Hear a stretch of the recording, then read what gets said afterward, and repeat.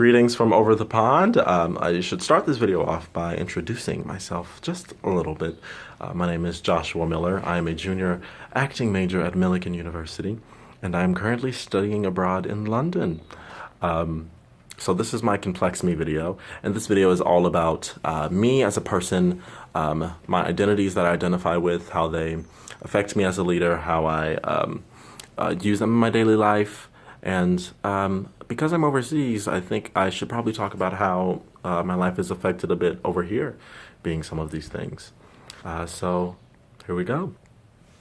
So to start off this video, I should talk about some of the things that I identify with. I'm gonna, I think, touch on many throughout the video, but three that I definitely want to point out are the fact that I'm a male, I'm black, and I identify in the LGBT community as gay. So being a gay black male is kind of that top thing up there for me. And recently, because I've been in the UK, I've had to start identifying as American, and not necessarily African American, but just plainly American, which has been interesting to me because it's interesting to come from the States into a place where everyone knows the States and everyone's in love with the States.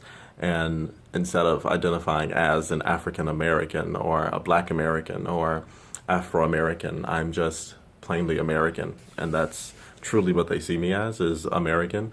They, of course, see me as a black man, but after that, and after they actually get to know me, they're like, oh, well, where are you from? And I'm like, oh, I'm from the States. Oh, so you're American.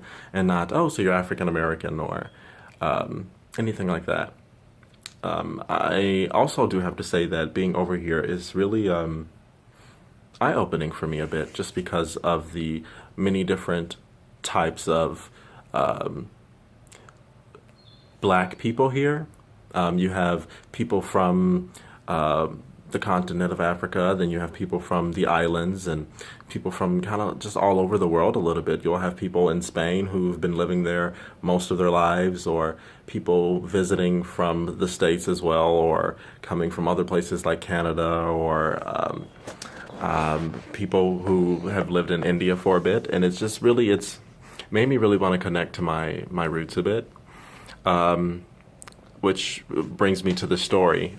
So my best friend, whose name is Dawn Biza, she lives over here in London, and we're really close. She's like my sister. I love her to death. And recently, well, not recently, but I guess recently, about a couple of months ago, her aunt had came down from where she lives, and she kind of went through this traditional African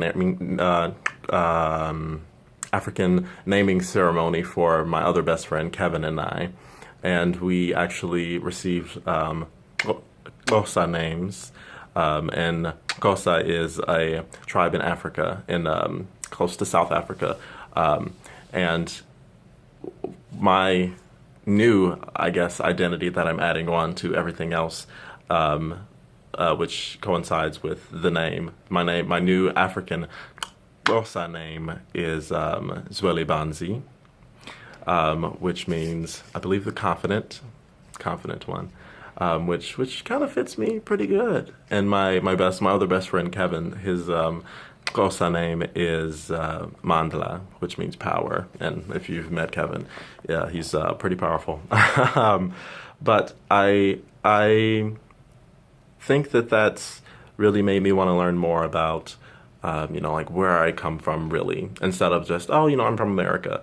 Because I get that question a lot when I'm over here and overseas. It's, oh, so where are you from? And it's like, oh, I'm from, the United States. I'm from Chicago. And it's like, oh, cool. Like, but like, where are you from? And I'm like, oh, well, my grandmother's from Arkansas. And, people really want to know your history. And I think it's really, made me want to know my own history a little bit more. So all those things come together and kind of create me, Joshua Xavier Zwelibanzi Miller. And I think they really add to the person I am because of the different types of struggles and the different types of experiences that I've had to go through most of my life, dealing with my sexual identity as well as my religious affiliation, which I am a Christian. So usually, the church and the gay community don't always get along, and that was difficult for me at first, which was, it was a journey, but I think all journeys are good because you learn a lot about one, yourself, but also the world that you live in. And I think that's really helped me to be a more confident person and be proud of who I am. Because honestly, if you would have asked me, 4 years ago, like, oh, so what do you identify as? I probably wouldn't have said I identify as a gay black male, but today I can proudly say that I identify as a gay black male, which leads me to, how can I understand other people and other people's struggles or other people's identities? I think because I fight so much for my identity, especially being a black male in today's society, I think I can understand, sometimes what people want and what people need out of certain things. For example, there's been a lot of talk about the many Indian reservations that we have in the States and how they're being attacked by the government secretly and things like that. And I think that it's very important to share, their messages and their speeches and, their videos that they send through Facebook because, we need to get that word out and we need to stand united because we can't let them suffer because no one deserves to suffer. And the only way to defeat things like ignorance and fear are to come together and band as one. So I think that's really important to me as a leader, as a person, as me. I think all of my identities help shape me as a leader because of some of the decisions I sometimes have to make in some leadership roles. So on campus, I do more than just, go to school and sing and dance on stage. I'm a part of many different organizations, and I'll be starting a few organizations to come up. So I'll be looking out for those. But something I'm very, very involved in on campus is the Black Student Union. And I think that being a black gay male, I think it's important that I'm at most of those meetings, that I'm working with the exec board or working with other members, because I think it's important to not only have the black voice be heard on campus, but also the black gay voice or the black queer voice on campus to be heard, because I think that sometimes those, especially in black movements, some of those issues are sometimes overlooked. But I think it's important to bring some of those issues to light.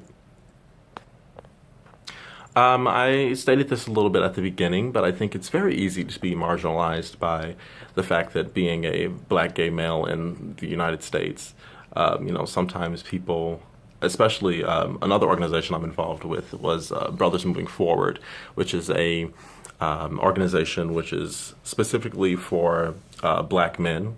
And I think being a black gay man that sometimes is a little taboo for other black men, because it's like, oh, I don't want him to, hit on me, or I don't want him to be attracted to me, when in reality, I'm, really doing this because I believe in the message and the mission of the organization. And I think that, it's important to not only hear just black straight man talk, but to hear someone else's voice.